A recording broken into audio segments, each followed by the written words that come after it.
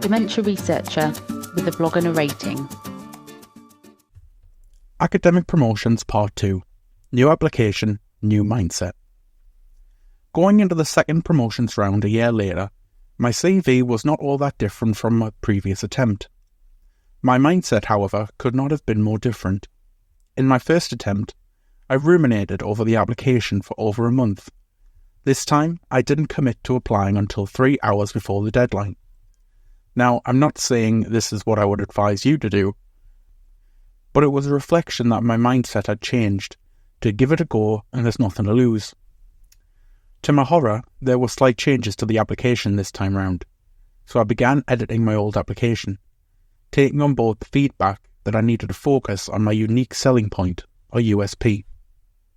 Second time around, if I were to highlight one difference in my second application, it was my mindset. With so little time, I didn't really have time to think about it too much or second-guess myself. If I was honest, I was still a little bitter about missing out the first time. Both things made me change the language I was writing in, especially in my personal statement. In my first application, it read as though I was politely reminding a friend and colleague of the roles I've humbly volunteered myself for. There's nothing like a rejection to change that. I wouldn't say my language became combative, but it was blunter, to the point, and almost challenging the panel to say no. I think you need to leave your normal personality at the door and write as a completely different application version of you. I really went for it, again partly because I didn't have the time to feel uncomfortable about bragging. I made myself sound completely irreplaceable. Where previously I had played a leading role, I led. Where I described my contributions to team science papers, I simply stated they wouldn't exist without me. When I read it back, I didn't really like the person speaking. He sounded selfish, a glory hog. But, admittedly, he did sound a little impressive. In a strange way, writing in an unnaturally selfish way started to make me feel more confident, like I was believing my own hype. I realised none of it was untrue. Yes, I had slightly exaggerated my role and diminished others. But if we're honest, that is the game. There was a change to the application that helped me with this. The personal statement word count was reduced from 1,000 to 500 words, which forced me to be more ruthless in making my language more direct and convincing. If you are struggling to sell yourself like I did, I would recommend writing a personal statement in less and less words, going from 1,000 to 500, 400, 200, and 100. This helps me focus on selling myself without the chance to waffle or caveat your strengths. This was mainly the big difference between my two applications throughout. I went through each section and ruthlessly cut out any text where I equivocated my brilliance. I mentioned in my last post that I found the section on giving a percentage score of my contribution to papers quite uncomfortable. I will go a step further than this and say I also found it frustrating that every senior person I asked about it gave me a completely different rationale for scoring. Some more generous and some conservative. In my first try, I was conservative, dividing how many authors and then adding a few percentage points for how much I'd contributed. The second time around, I was more indignant, so went in thinking nobody seems to know how to do this, so if I felt I played a small part, I'll put around 20%. If I was a leading part, over 60, and if I felt I did the most work overall, about 75 or more.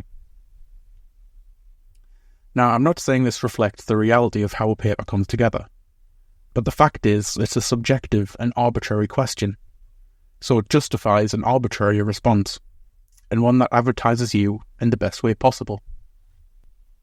There was also a part of me that felt that not all disciplines are treated equally by such an arbitrary measure. As a lot of my research is in epidemiological neuropathology, as a statistician, it is highly unlikely that I will be the first author in the role. The first author will usually go to the pathologist.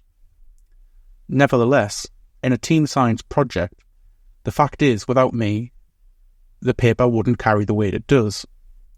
And I made this clear in my second application. I noted that although I was not first author, without me there to analyse the data in a way that maintained population representativeness, could assess the accuracy of predictive modelling, could properly handle missing data, and handle confidential data to a high standard, the research couldn't possibly stand in the way it does.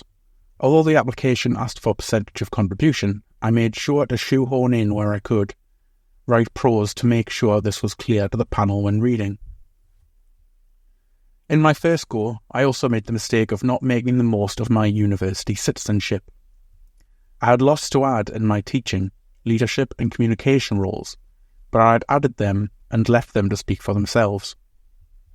On reflection, I think this was due to the first time overthinking and spending too much time on my personal statements section, that I had almost bored myself and lost the motivation for the end sections. My advice is to remember to still have that obnoxious voice, even when talking about non-critical roles you do. As a leader of equality, diversity and inclusion, I made it clear when I led an initiative, and if it was praised or got recognition from higher-ups, I made that even clearer. When I described my teaching, I still wrote about it like I was a PhD student, and I had taken over from another lecturer. That was true years before, but in my second round, I made clear that this was my lecture, and I was in charge of it. Often in academia, because of our job roles can be fluid, we forget to shout about all the little wins we accumulate. Finally, it's a short and not particularly nice difference. My second application had more money. By this time, my fellowship had gone through finance and could be accounted for. I can't count the number of times someone said to me doing some extra work for no pay would look great for promotion. But in the end, money talks.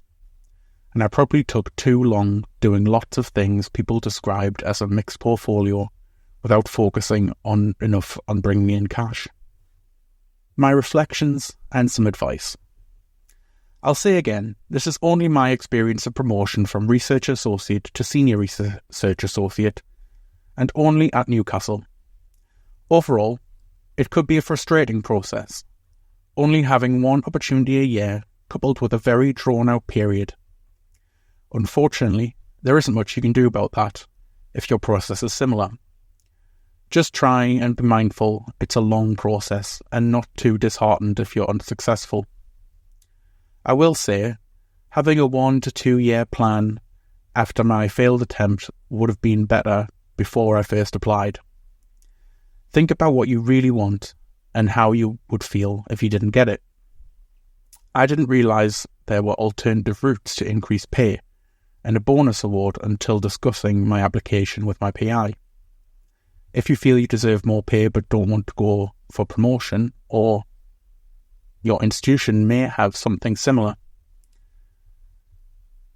My second reflection is that it was a bit of an ambiguous application, with not the clearest differences from the job I was doing. It mainly seemed that if you were senior, you were independent, and the markers in the application were quite subjective measures of independence. I would advise, if applying, keep that word independent in your head at all times. That was what I was trying to prove. I could lead projects on my own, didn't need my PI checking on me, I had collaborations, I maintained myself, and so on. In the end, this is why money means so much.